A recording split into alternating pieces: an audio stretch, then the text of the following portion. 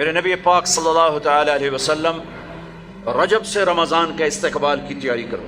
جب رجب کا مہینہ آتا تو آپ اللہم بارک لنا فی رجب و شعبان وبلغنا رمضان، یا اللہ ہمارے رجب شعبان میں برکت دے اور رمضان کا مہینہ ہمارے نصیب فرما. اللہم سلمنا لرمضان، اے اللہ ہمیں رمضان تک سلامتی کے ساتھ پہنچا دے. وسلمہ لنا، اور اسے سلامتی کے ساتھ ہم تک پہنچا دے. وتسلمہ منا، پھر ہمارے روزے اس میں قبول بھی فرما لے. اتنی جلد پہلے سے رمضان کا استقبال فرماتے. شعبان کا چاند خود دیکھنے کی کوشش فرماتے تھے، شعبان کے چاند کو خود دیکھنے کا اہتمام فرماتے تھے، اور چاند نظر آ جاتا تو روزہ رکھتے تھے. شعبان کا، یکم شعبان کا چاند نظر نہیں آتا تھا تو روزہ نہیں رکھتے تھے. چاند نظر آ جاتا تھا شعبان کا تو رمضان کے استقبال کے لیے روزہ رکھتے تھے. اور رمضان قرآن کا مہینہ ہے. شہر رمضان الذی انزل فیہ القرآن، رمضان کا مہینہ جس میں قرآن اترا. حالانکہ ہونا چاہیے رمضان کا مہینہ جس میں روزہ فرض ہوا. وہ آگے کہا فمن شہد منکم الشہر فلیصم، پھر جو مہینے کو دیکھ لے پالے تو روزہ رکھے. لیکن رمضان کا تعارف کیسے ہے؟ رمضان کا مہینہ جس میں قرآن کو اتارا گیا. رمضان کا تعارف قرآن سے ہے. یہ اشارہ ہے کہ یہ مہینہ قرآن کا ہے. اس میں قرآن اترا، اس میں تورات اتری، اس میں زبور اتری، اس میں انجیل اتری، اس میں صحف ابراہیم اترے، صحف موسیٰ اترے. لہٰذا امت کو خاموش پیغام دیا ہے کہ رمضان قرآن کے ساتھ گزارو. موبائل بند کر دو، لیپ ٹاپ بند کر دو، فیس بک بند کر دو، سوشل میڈیا بند کر دو، یہ ٹاک شوز بند کر دو، 1 مہینے کے لیے ٹی وی بند کر دو، اخبار بند کر دو. بس قرآن کے ساتھ بیٹھ جاؤ. مرد یا عورت قرآن کے ساتھ تلاوت بھی کرو اور پشت مقرر کر کے ترجمہ بھی پڑھو. بھائیو بہنوں، میرا درد ہے، میرا دکھ ہے، ہم قرآن سے بہت دور ہو گئے. ہم قرآن سے بہت دور ہو گئے. ہم نے قرآن رکھ لیا ہے صرف ختم پڑھنے کے لیے، فاتحہ پڑھنے کے لیے، یا کسی کی دکان کھلتی ہے تو یاسین پڑھنے کے لیے. ہم نے قرآن فال نکالنے کے لیے، ہم نے قرآن اموات پر پڑھنے کے لیے. یہ ساری باتیں کرو، لیکن قرآن کا موضوع تو ہدایت ہے. قرآن کا موضوع تو ہدایت ہے، اور ہدایت ملتی ہے قرآن پڑھنے سے، اور صرف پڑھنے سے نہیں، سمجھنے سے کہ اللہ کیا کہہ رہا ہے. میں یوں کہتا ہوں، اگر آپ کو سارے قرآن میں کوئی تکلیف ہو رہی ہے تو پورے قرآن میں ٹوٹل 89 80 جمع 9 89 صرف 99 دفعہ میرے اللہ نے کہا ہے یا ایھا الذین آمنو، اے ایمان والو. تو اللہ کیا کہہ رہا ہے؟ مجھ سے بات کرنے لگا ہے. یا ایھا الناس، پوری دنیا سے بات. یا ایھا الذین کفروا، کافروں سے بات. یا اہل الکتاب، عیسائیوں سے بات، یہودیوں سے بات. یا ایھا الذین ہادوا، یہودیوں سے بات ہو رہی ہے. لیکن یا بنی آدم، ساری دنیا سے بات ہو رہی ہے. لیکن آپ کہتے ہیں نا یا ایھا الذین آمنو.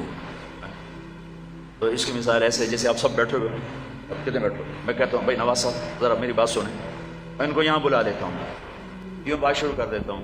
آپ سب کے دل میں آئے گا کوئی خاص بات ہے، کوئی خاص بات ہو رہی ہے نا، کوئی خاص بات ہو رہی ہے. میرا رب قرآن کے 30 پاروں میں، میں قربان جاؤں کتنے تھوڑے ہمیں اللہ نے حکم سنا ہے، صرف 89 دفعہ اے ایمان والو، اے ایمان والو، اے ایمان والو، اے ایمان والو. اس کے بعد اللہ کیا کہتا ہے؟ اللہ کے واسطے اتنا تو پڑھ لو کہ اللہ تو کیا کی جانا دس. اور اس میں ہر دفعہ نیا حکم نہیں ہے، ایک ہی حکم کئی دفعہ آیا ہے. یا ایھا الذین آمنوا اتقوا اللہ حق تقاتہ، یا ایھا الذین آمنوا اتقوا اللہ ولتنظر نفس ما قدمت لغد واتقوا اللہ. یا ایھا الذین آمنوا اتقوا اللہ وآمنوا برسولہ. اتقوا اللہ، اتقوا اللہ، اتقوا اللہ، تکرار کے ساتھ. تو میرے بھائی بہنوں، اتنا تو قرآن دیکھ لو کہ یا ایھا الذین آمنوا کے بعد اللہ کیا کہتا ہے، کیا کہہ رہا ہے.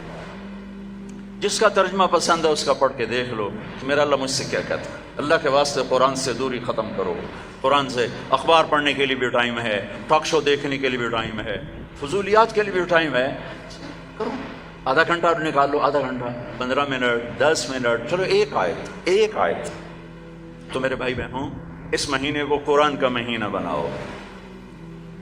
فمن شہد منکم الشہر فلیصم، مہینہ آ گیا، روزہ رکھو. فمن کان مریضا علی سفر فعدۃ من ایام اخر، مریض ہو، سفر میں ہو، بعد میں رکھ لو. ایک لفظ اور ہے وَلِتُكْمِلُوا الْعِدَّةَ، اس مہینے کو مکمل کرو، پورا کرو. لیکن لفظ ہے کمال. کمال کا کیا مطلب ہوتا ہے؟ صفات میں پورا کرنا. تمام کا کیا مطلب ہوتا ہے؟ اجزاء میں پورا کرنا. روزے کو کمال تک پہنچانے کے لیے 4 چیزوں کو چھوڑنا ہوگا. 4 چیزیں اگر ہیں، نہیں ہیں تو مبارک، ہیں تو چھوڑنا ہوگا. میرے نبی نے فرمایا جو شراب پیتا ہے اس کا روزہ اوپر نہیں جاتا ہے. تو اگر کسی کو عادت ہے توبہ کرے. پھر شرابی تو تھوڑے ہیں، جو ماں باپ کا نافرمان ہے اس کا روزہ اوپر نہیں جاتا ہے، یہ بہت زیادہ ہیں. ماں باپ کی نافرمانی تو جنگل کی گھاس کی طرح پھیلی ہوئی ہے. شاید ہی کوئی خوش قسمت ماں باپ ہوں گے جن کی اولاد ان کی آنکھوں کی ٹھنڈک ہوگی، ورنہ آج کل اولاد سینے کا کانٹا بنے ہوئے ہیں اور کانٹے کی طرح چبھے ہوئے خنجر کی طرح کاٹ رہے ہیں.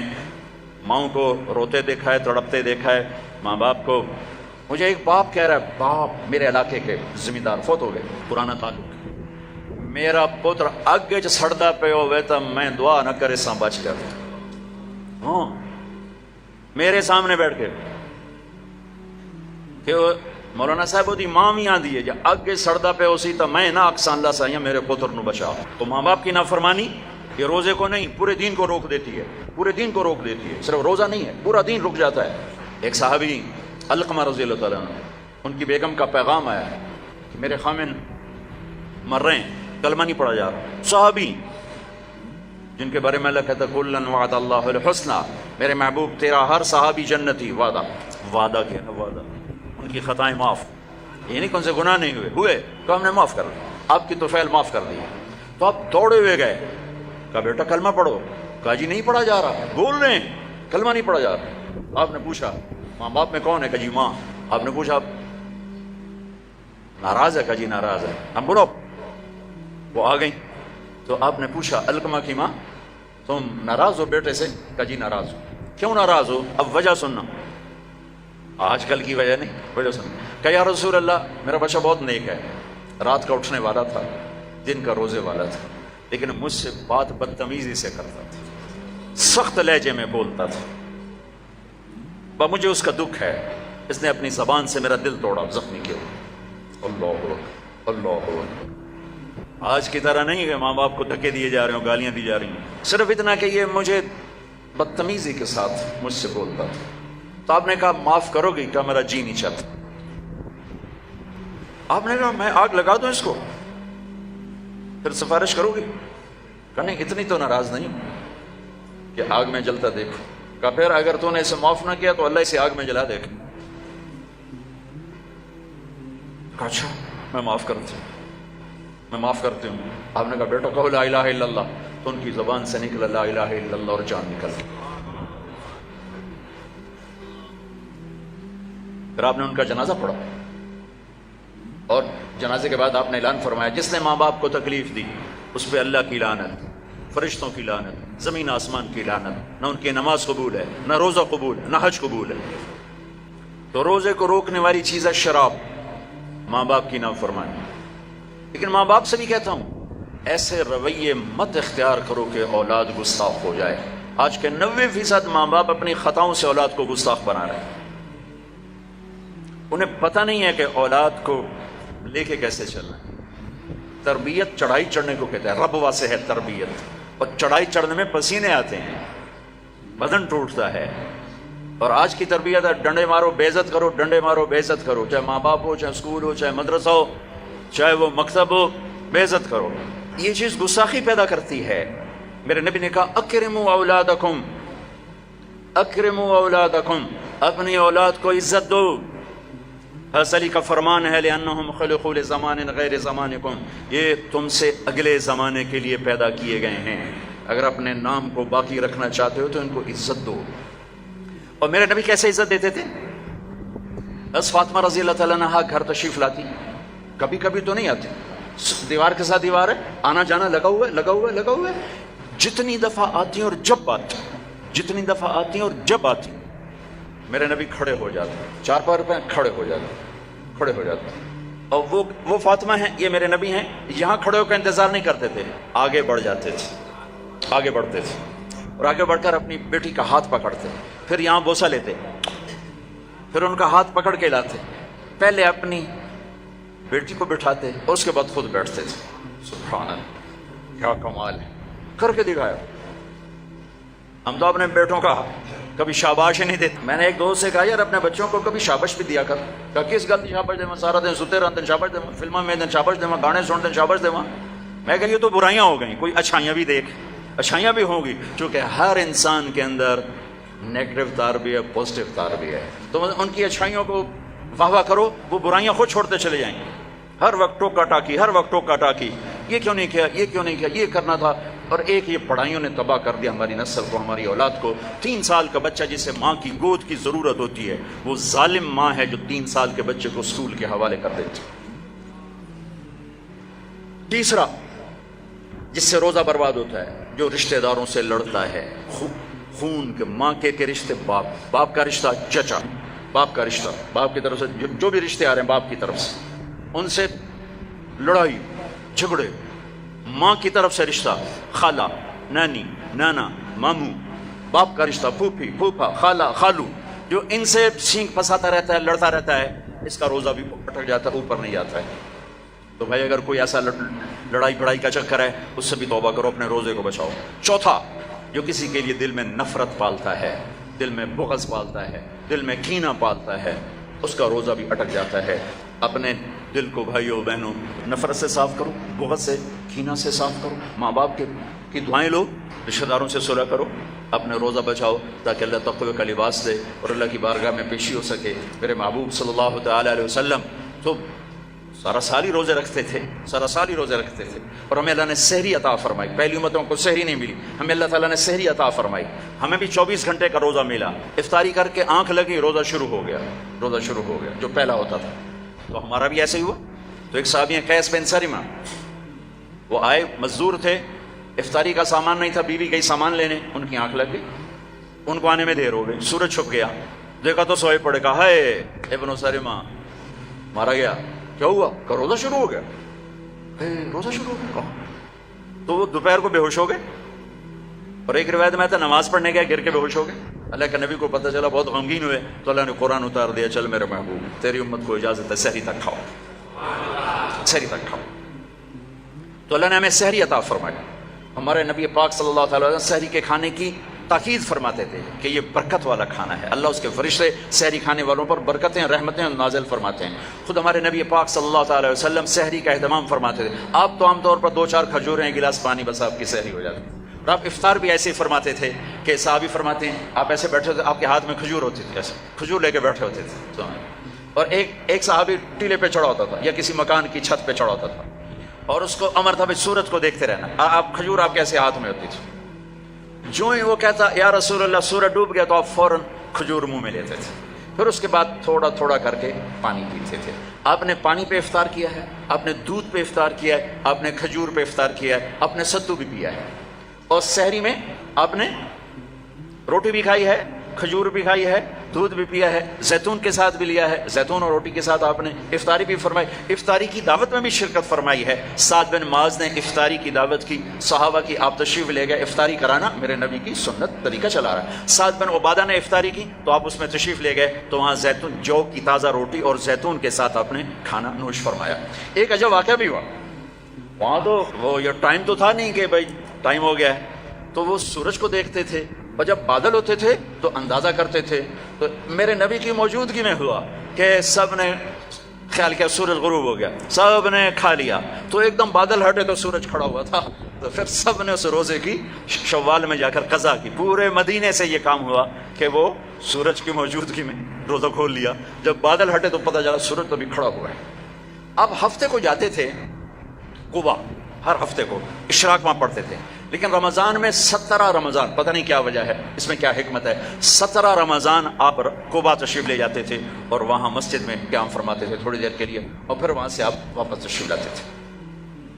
اور آخری اشراف اعتکاف, ایک پورا مہینہ اعتکاف کیا, پھر اس کے بعد 10 دن اعتکاف کیا. اور جس رمضان کے بعد آپ اللہ کے پاس گئے, اس سال آپ نے 20 دن اعتکاف کیا. 20 دن. ایک دفعہ اعتکاف آپ نے اٹھا دیا. ایسے ہوا کہ آپ نے اعتکاف میں بیٹھے, تو حضرت صفیہ رضی اللہ عنہ نے آپ سے اجازت مانگی کہ میں بھی آپ کے ساتھ بیٹھ جاؤں گا. بیٹھ جاؤ. انہوں نے بھی, آپ کے لیے خیمہ لگتا تھا, چھوٹا سا خیمہ تھا, اس میں چارپائی ہوتی تھی, اس پر بستر ہوتا تھا, اور کبھی آپ مغرب عشاء کے درمیان نہاتے بھی تھے، چونکہ گرمیوں کا رمضان پایا نا، سارا میں گرمیوں کا رمضان پایا، تو آپ اپنے اوپر پانی ڈلواتے تھے، اور کبھی یوں لیٹ جاتے اور سر آپ کا کھڑکی میں چلا جاتا، اور عائشہ رضی اللہ تعالیٰ عنہا آپ کا سر دھو کے کنگھی فرماتی، تیل لگاتی کنگھی فرماتی۔ آپ پیشاب استنجے کے لیے گھر تشریف جاتے، لیکن سحری و افطاری اعتکاف کی حالت میں آپ نے گھر نہیں کی، بلکہ مسجد میں آ کے نوش فرماتے تھے۔ تو حضرت صفیہ کی دیکھا دیکھی 2 اور ازواج مطہرات نے بھی خیمے لگا لیے، تو پھر آپ نے اپنا اعتکاف موقوف کر دیا کہ وہ ایک گھر کا ماحول بن گیا، اور اعتکاف کا مقصد ہوتا ہے خلوت اور تنہائی، خلوت اور تنہائی، تاکہ اللہ سے آدمی کھل کے بات کر سکے۔ تو پھر آپ نے وہ اعتکاف شوال میں 10 دن اس کے آپ نے پورے فرمائے۔ تو آخری عشرے میں آپ اعتکاف کا آپ کا معمول تھا۔ اور ایک چیز آپ نے ہمیں دی، تراویح کی نماز، 3 دن آپ نے نماز پڑھائی، اور چوتھے دن مسجد بھر گئی، باہر بھی جگہ نہ ملی، تو آپ آئے ہی نہیں، شہری تک لوگ بیٹھے رہے۔ تو آپ شہری کے قریب آئے تو آپ نے فرمایا میں دیکھ رہا تھا تم سارے آئے ہوئے تھے، لیکن میں اس لیے نہیں آیا کہ مجھے ڈر لگا کہیں تمہارے اوپر یہ نماز فرض نہ ہو جائے، تو تکلیف سے بچانے کے لیے نہیں۔ تو پھر اللہ کے نبی کے دور میں صحابہ 5-5 6-6 کی ٹولیاں بنا کر قرآن سنتے تھے، اور کوئی یہاں کوئی یہاں کوئی یہاں، اور رکعت متعین نہیں تھی، کوئی 10 پڑھ رہا ہے، کوئی 8 پڑھ رہا ہے، کوئی 12 پڑھ رہا ہے، کوئی 20 پڑھ رہا ہے۔ صدیق کے دور میں بھی ایسے ہی تھا کہ سارے مختلف ایسے پڑھتے تھے۔ تو عمر رضی اللہ تعالیٰ عنہ نے اپنے دور میں پھر کہا ان سب کو میں جمع کروں گا، سب کو جمع کر کے، اور ابی بن کعب رضی اللہ تعالیٰ عنہ کو امام بنایا، اور آپ نے 20 تراویح باقاعدہ قرآن کے پورے ختم کے ساتھ اس کو آپ نے شروع فرمایا۔ اور ادھر عبداللہ بن صائب رضی اللہ تعالیٰ عنہ کو خواتین کا امام مقرر فرمایا کہ وہ ان کو تراویح پڑھائیں اور اس میں قرآن سنائیں۔ یہ جو حرم شریف میں دعا ہوتی ہے ختم قرآن کی نا، آخری رکعت میں قل اعوذ برب الناس، یہ دعا حضرت عثمان نے شروع کروائی کہ جب قرآن ختم ہو رہا تھا اور آخری 2 رکعت رہ گئیں، تو آپ نے حافظ سے کہا جب قرآن ختم کرو تو دعا کرنا۔ انہوں نے کہا جی کیا دعا کروں؟ کہ جو تیرے دل میں آیا کرنا۔ تو بھائی یہ حضرت عثمان رضی اللہ تعالیٰ عنہ کی سنت ہے کہ پھر انہوں نے یہ دعا منگوانا شروع فرمائی، اور اس وقت سے اب تک یہ امت کا معمول چلا آ رہا ہے۔ اچھا، یہ جو ہم 2-4 تراویح کے بعد بیٹھتے ہیں اور ایک چھوٹی سی دعا پڑھتے ہیں اور پھر کھڑے ہو جاتے ہیں، یہ ترویحہ ہوتا ہے تھوڑی دیر آرام کرنا، ترویحہ تھوڑی دیر آرام کرنے کو کہتے ہیں ترویحہ، ٹھیک ہے؟ اور اس کی جمع تراویح۔ مکے والے کیا کرتے تھے؟ 4 تراویح پڑھنے کے بعد ایک طواف کرتے تھے، پھر 4 رکعت پڑھتے تھے، پھر ایک طواف کرتے تھے۔ انہوں نے تو ساری رات لگ جاتی ہے، اس جا کے سحری میں مشکل سے جا کے ان کی تراویح ختم ہوتی تھی۔ جب مدینے والوں نے دیکھا یہ تو طواف کرتے ہیں، تراویح پڑھتے ہیں، ساڑھے کول تو بیت اللہ ہے نہیں، آپا کی کریے، انہوں نے 20 کی 40 کر دی، وہ کبھی 40 رکعت پڑھتے تھے۔ بڑھانے میں کوئی منع کوئی نہیں، چونکہ صلاۃ اللیل مثنی مثنی، تو وہ ان کے مقابلے میں 40 رکعت پڑھتے تھے۔ حافظ عطیہ سالم رحمۃ اللہ علیہ تھے، مسجد نبوی کے بہت بڑے عالم اور بڑے، ان کا حلقہ تھا، میں ان کے درس سے بڑا فائدہ اٹھایا، ان کے درس سے میں نے بہت فائدہ اٹھایا۔ میں جب حج پہ جاتا تو لمبا عرصہ ٹھہرنا ہوتا تھا، تو میں ان کے مغرب سے عشاء روزانہ بیٹھتا تھا، اور وہ بندہ علم کا ایک بحر ذخار تھا، اللہ ان کے درجے بولا، میں ملا بھی ہوں۔ تو انہوں نے ایک رسالہ لکھا ہے تراویح پر، کاش اس کا اردو ترجمہ ہوتا تو میں آپ کو کہتا اسے پڑھو۔ تو اللہ نے ہمیں ایک تراویح کی نماز عطا فرمائی، جس کے ہر سجدے پر حدیث میں آتا ہے 1500 نیکی لکھی جاتی۔ ایک سجدہ کتنے؟ اور ہر سجدے پر ایک گھر بنتا ہے، کس چیز کا؟ سرخ یاقوت۔ کتنا بڑا ہوتا ہے؟ 60,000 سونے چاندی کے دروازے ہوتے ہیں۔ ہر سجدے پر کیا ملتا ہے؟ ایک درخت جس کے نیچے 100 سال عربی گھوڑا دوڑ سکتا ہے۔ پھر تراویح اور روزے کے بدلے کیا ملتا ہے؟ اللہ آخری رات کہتا ہے میرے بندے بندی ہو، دن کا روزہ رات کی تراویح میں نے دیکھا، میں نے قبول کیا، جاؤ معاف کر دیا، جاؤ معاف کر دیا۔ ایک سحری میں اللہ کے نبی کے سامنے بکرے کی سری پیش کی گئی، آپ کے گھر میں تو نہیں پکتی تھی، کہیں سے پک کر آئی، تو آپ کھا رہے تھے، تو حضرت علی بھی آپ کے ساتھ تھے۔ تو ارباز بن ساریہ اوپر سے آ گیا، آپ نے کہا آؤ برکت کا کھانا ہمارے ساتھ کھاؤ، وہ بھی بیٹھ گئے، تینوں کھا رہے۔ بلال آئے، یا رسول اللہ نماز ٹائم ختم، اور یہ کہہ کے باہر چلے گئے۔ اذان دینے سے پہلے پھر دیکھنے آئے کہ چھوڑ دیا کھانا تو اذان دوں، آئے تو آپ ابھی کھا رہے تھے۔ انہوں نے کہا یا رسول اللہ واللہ لقد اصبحت، اللہ کی قسم ٹائم ختم ہو گیا، یعنی صبح ہو گئی۔ تو یوں کہا تیرا بھلا ہو جائے، ارے بلال صبح نہیں ہوئی تھی، تیری قسم کی وجہ سے اللہ نے اسے پہلے نکال دیا کہ تیری قسم جھوٹی نہ پڑ جائے، تیری قسم پر اللہ نے اسے پہلے نکال دیا۔ اور اس پر حضرت علی نے بعد میں فرمایا اگر بلال قسم نہ اٹھاتے تو جب تک میرے نبی کھاتے رہتے صبح نہیں ہونی تھی۔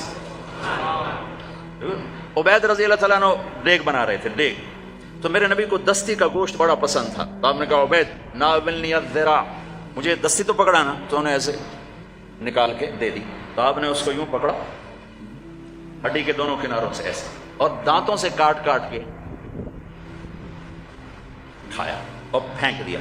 عبید ناولنی الذراع، دستی پکڑانا، انہوں نے پھر نکال کے دے دی، آپ نے پھر یوں پکڑا اور تو بکرے کی دو ہی ہوتی، آپ نے کہا ناولنی الذراع، عبید مجھے دستی پکڑانا، وہ کچے نکلے، یا رسول اللہ بکری کی تو دو ہی ہوتی۔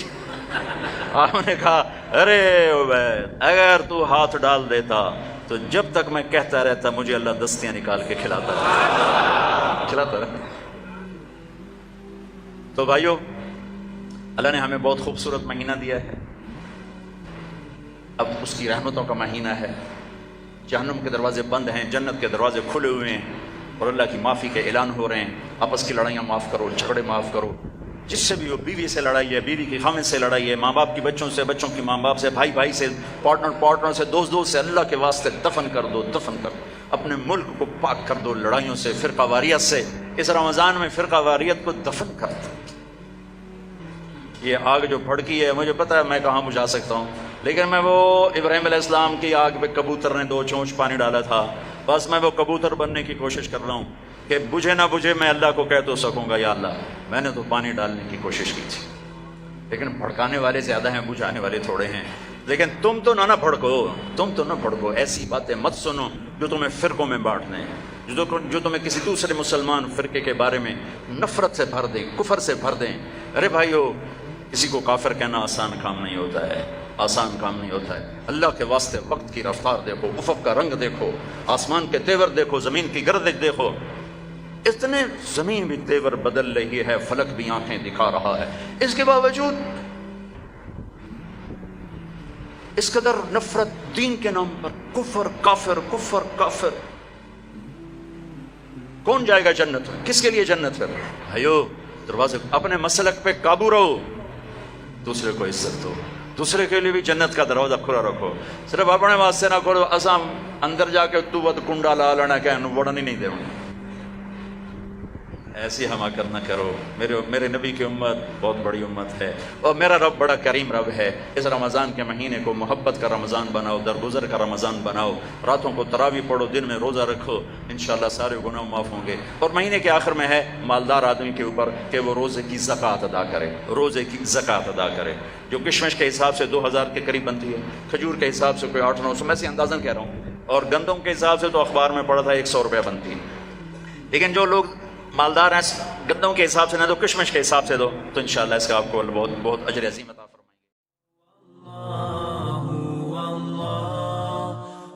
گا۔